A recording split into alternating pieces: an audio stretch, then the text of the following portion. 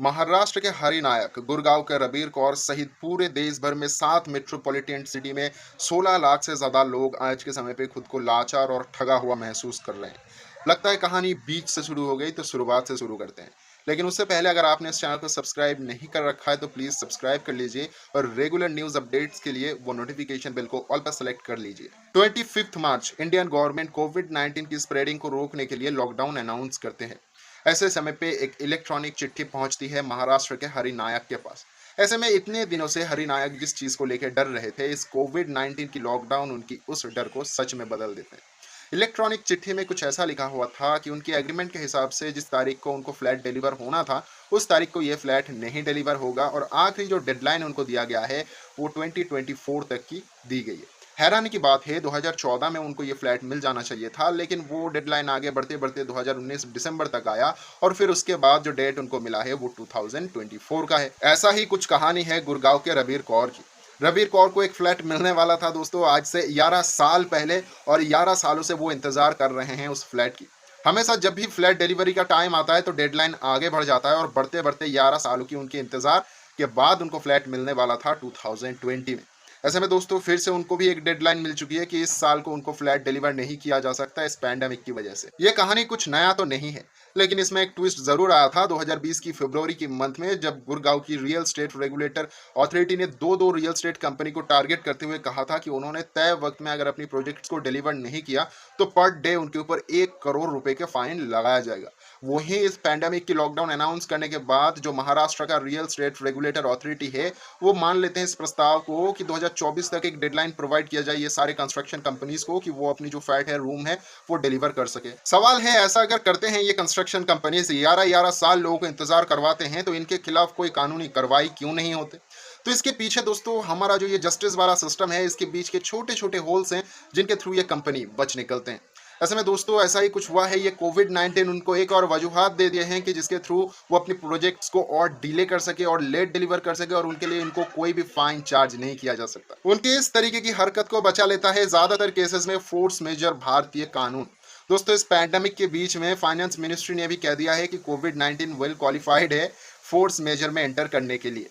Actually इसको मान भी लिया गया है और फोर्स मेजर के तहत ये जो सारे कंपनीज है, हो सकता है आगे चल के इनके ऊपर कोई वैलिड केस ना बने। फोर्स मेजर, फोर्स का मतलब है बल और मेजर का मतलब है महान, वो महान शक्ति जिसके आगे कोई टिक ना सके, इसीलिए इस कानून का नाम दिया गया है फोर्स मेजर। फोर्स मेजर दोस्तों बेसिकली उन सभी चीजों को डिफाइन करते हैं जो केसेस आते हैं एक्ट ऑफ गॉड के अंदर और जिसके लिए किसी एक को आप जिम्मेदार नहीं ठहरा सकते, या फिर एक ऐसी कुदरती आपदा जिसके लिए कोई हर्जाना नहीं भर सकता, किसी के कंट्रोल में नहीं रहता, उन चीजों को डिफाइन करके अनवैलिड करार देता है force majeure law. Force majeure को किसी भी कॉन्ट्रैक्ट में आप इस्तेमाल कर सकते हैं। अगर आपको ऐसा लगता है कि आगे चल के किसी कुदरती आपदा की वजह से आपका प्रोजेक्ट डिले हो सकता है, आप डिलीवर नहीं कर सकते हो, तो फोर्स मेजर को आप एक हथियार की तरह इस्तेमाल कर सकते हो और बच सकते हो अपनी वादों से। दोस्तों जहां पे फोर्स मेजर बचाता है ऐसे कॉन्ट्रैक्ट को जहां पे किसी एक तरीके से सामने वाली जो पार्टी है जिसको आपने कुछ देने का वादा किया था उसकी भरोसा आप तोड़ रहे हो, उसी जगह पे खड़े होकर 1872 की इंडियन कॉन्ट्रैक्ट एक्ट किसी रूप से भी फोर्स मेजर को अपने अंदर इंक्लूड नहीं करता, बस एक प्रावधान देता है इम्पॉसिबल एक्ट का। और फोर्स मेजर का जो कानून है वो किसी रूप से भी मान्यता नहीं देता किसी डिजीज को या फिर किसी पैंडेमिक या एपिडेमिक को। तो यहाँ पे सवाल है कि ये जो कोविड-19 है ये तो एक बीमारी है, एक डिजीज है, एक पैंडेमिक है, ये कैसे एंट्री ले लिए फोर्स मेजर के अंदर, जबकि फोर्स मेजर खुद ही अपोज करता है किसी डिजीज या फिर किसी पैंडेमिक को। तो दोस्तों ये कोविड-19 जो कि है ये एक ऐसा पैंडेमिक है जो अपने आप ट्रैवल कर रहा है, छूने से, हवा के थ्रू फैल रहा है, तो ऐसे में लोग काम में नहीं आ सकते, जान है तो जहाने वाली बात है। तो ऐसे में फोर्स मेजर के अंदर हमारी फाइनेंस मिनिस्टर ने इसको शामिल करवा दिया। इस पूरे स्टोरी में दोस्तों सवाल ये नहीं है कि क्या हो रहा है, सवाल ये है जो हो रहा है वो कितना सही है। दोस्तों एक इंसान जिसने पहले से पैसे दे दिए, 10 सालों से इंतजार कर रहा है, किराया भर रहा है, लोन भी भर रहा है और इस समय पे उसका काम भी खतरे में, उसको अपना घर भी नहीं मिल पा रहा है, हमारी सरकार ऐसी कंपनीज को बचाने के लिए फोर्स मेजर के अंदर कोविड-19 की एंट्री करवा देते हैं। ऐसे जो कॉन्ट्रैक्टर होते हैं वो फोर्स मेजर के द्वारा खुद के ऊपर जो कोर्ट केस आने वाले हैं उसको अच्छे से हैंडल कर लेगा और ज्यादा कुछ इनका नुकसान भी नहीं होने वाला। ऐसे समय पे नुकसान किसका है? नुकसान दोस्तों इस देश का है। जब सरकार ने ये सारे के सारे कंस्ट्रक्शन कंपनी को परमिशन दिया था कि 30% मैन पावर के साथ आप काम कर सकते हो, अपने कस्टमर्स को अपनी जो प्रोडक्ट है उसको डिलीवर कर सकते हो, तो इन्होंने नहीं किया।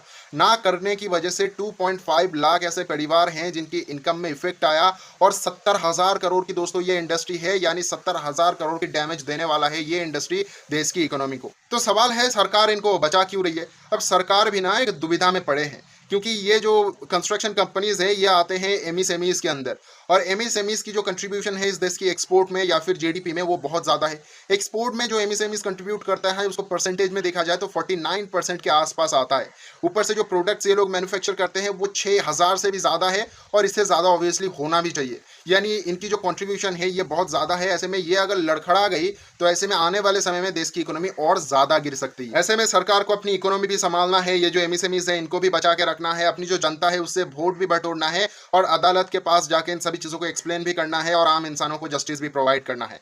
आने वाले समय में ये देखना होगा कि कैसे ये चीज़ काम कर रही है। दोस्तों ऐसा नहीं है कि ये जो कंस्ट्रक्शन कंपनीज़ है यही सिर्फ़ इस्तेमाल कर रहे हैं फोर्स मेजर का, जो पोर्ट्स हैं वो भी इस्तेमाल कर रहे हैं और इसके थ्रू ओवरऑल जो एक्सपोर्ट है वो इम्पैक्ट हो रहा है। क्योंकि आप एक बिज़नेसमैन हो, आप इंडिया से रशिया कोई चीज़ भेजोगे तो वो शिप के थ्रू या फिर प्लेन के थ्रू ही जाएगा। ऐसे में जो पोर्ट्स है या चाहे पानी वाला बात कर लो या एयरपोर्ट वाला बात कर लो, वो सब ऐसे बंद रहेंगे तो बिज़नेस को काफ़ी ज़्यादा भारी नुकसान होगा और वो चीज़ आने वाले टाइम में इकोनॉमी में हम देख पाएँगे। बड़े-बड़े जो इकोनॉमिस्ट है वो ये मानते हैं कि आने वाले समय में 2001 में इसका रिज़ल्ट हमें देखने के लिए मिलेगा।